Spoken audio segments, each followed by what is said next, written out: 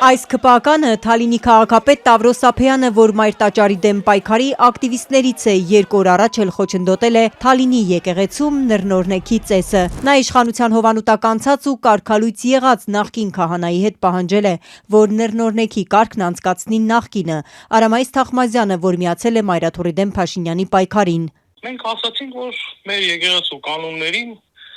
դեմ է, որ մենք միասին կարգալույծ եղած քահանայի հետ կարգանենք։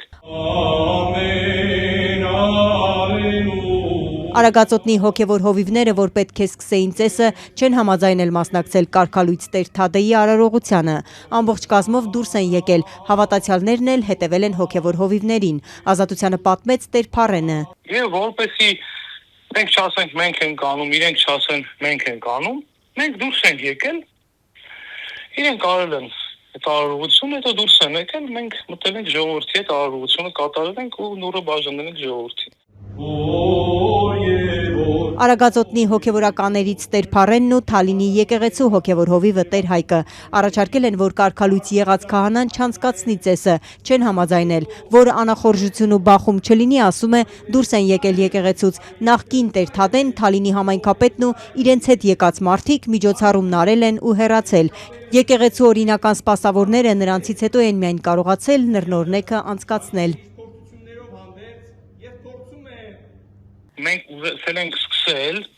հետո իրենք եկել են, ասել են մենք պիտի անենք, մենք վիճել ենք դուրս ենք եկել, սա խոչընդոտել չի, ինչ է։ Վարչապետ Փաշինյանի թիմակիցը միայն կրոնական ծեսը խոչընդոտելով չի ավարտել իր օրվա առաքելությունը։ ԿՊԱ-կան համայնքապետը պահանջել է, որ Սուրբ Աստվածածին եկեղեցում Սուրբ Ծննդյան պատարագին իրեն խաչքավոր ներկայացնեն ու զեղչեն կաթողիկոսի անունը։ Պետք է խաչի քավորը լինի հավատավոր զավակը, հայ եկեղեցու,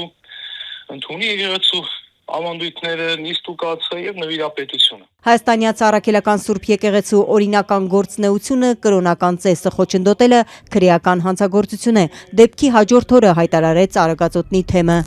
Արագածոտնի թեմը իր մտահոգությունն է հայտնում վերոնշյալ անախորժ պատմության եւ համայնքապետի հակականոնական պնդումների կապակցությամբ։ Եվ հիշեցնում է Թալին համայնքի ղեկավար Տավրոս Ափեյանին ու նրա կողմնակիցներին, որ հայաստանյաց առաքելական Սուրբ եկեղեցու օրինական գործունեությունը կամ կրոնական ծեսի կատարումը խոչընդոտելը հանդիսանում է քրեական հանցագործություն։ Այնինչ կատարվել է Թալինի Սուրբ Աստվածածին եկեղեցում իրավապահների տիրույթում է։ Ազատությանն ասաց Մայրաթորի տեղեկատվական կենտրոնի տնօրեն Տեր Եսայի Քահանա Արթենյանը։ Մայրաթորն այստեղ անելիք չունի կրոնական ծեսը խոչընդոտողների ու հակականոնական պահանջի հեղինակների հետևից իրավապահները պետք է գնան։ Բոլոր կարգալույծ եղած հոգևորականների արարողությունները բոլորը անվավեր են։ Պետք է իրավապահները պահպանեն օրինականությունը եւ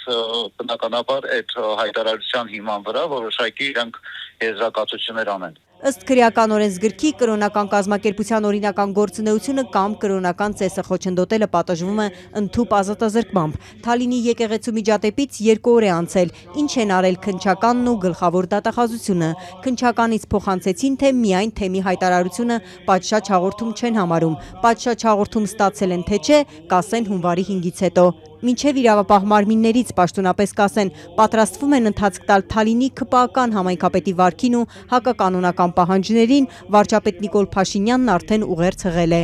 Կան մարդիկ, ովքեր ասում են, որ իրենք տարբեր եկեղեցուներում երբ որ պատարագի են մասնակցում եւ հնչում է Կտրիչ Ներսյանի անունը, իրենք ցանկություն ունեն իրենց բողոքը արտահայտել հենց այդ պահին, արդյոք նման բան կարելի է եւ թույլատրելի է։ Ես կարծում եմ, որ այո,